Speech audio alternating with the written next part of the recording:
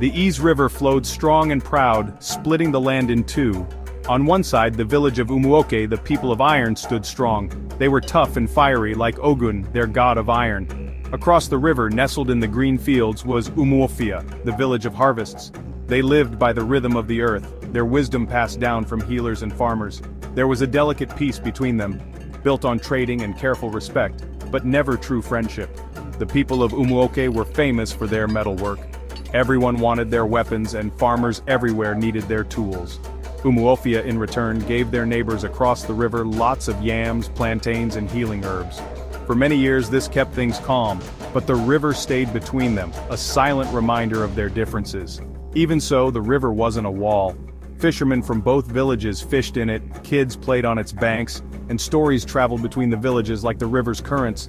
But these stories never talked about unity, only about how different they were. Umuogo, the strong, the stubborn; Umuofia, the wise, the kind. Two sides of the same coin, never meant to be together. Obiora was a young man from Umuogo, strong from working with metal, his spirit as bright as the forge's fire. Adanna from Umuofia had a quiet strength, her heart full of the wisdom of the earth, her touch gentle and healing. They met by chance at the yearly market held on neutral ground, but they felt a connection right away, like their souls knew each other, a kinship stronger than the river or the traditions that kept them apart. Their love grew in secret moments, quick looks across the busy market, whispered promises among the leaves of the sacred forest between their villages. They met secretly under the moon, the river flowing beside them, watching their forbidden love. Each meeting made their love stronger, their bond deeper, and their defiance of the unspoken law fiercer. The village elders, the keepers of tradition, saw the danger in their love. They worried that it would upset everything, blur the lines, and bring chaos to their carefully ordered world. They forbade the couple from seeing each other using old laws and taboos, but love, once it starts, burns brighter when someone tries to stop it. But the villagers didn't know that their lives were tied to an old prophecy. It told of a child born during a special lunar eclipse, a child meant to bring the two villages together, to join the strength of iron with the wisdom of the earth. This child, the prophecy said, would bring a time of great peace and prosperity. The elders, scared and stuck in their ways, ignored the prophecy.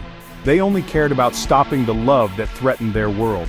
The village shaman, old and wise, the bridge between the spirit world and the human world, watched everything sadly.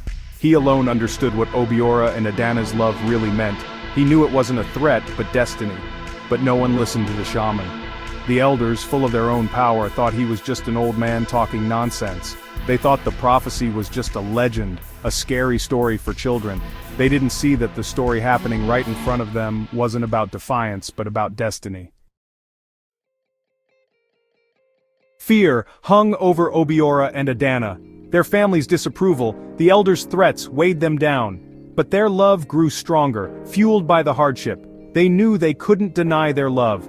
They made a choice, a secret choice, a choice that would change everything. They chose to run away. In the dark of night, as the moon hid behind the clouds, they left their villages, leaving behind everything they knew. Their hearts were heavy with sadness, but they held on to each other. Their love a light in the dark. They went into the unknown, two souls bound by a love that dared to challenge everything. But their escape wasn't a secret for long. The next morning the villages woke up to find them gone. Fear and anger filled everyone's hearts, the river that separated them seeming to grow wider with every angry word and suspicion. The elders, furious, saw this as a challenge to their power and declared war. The drums of war started.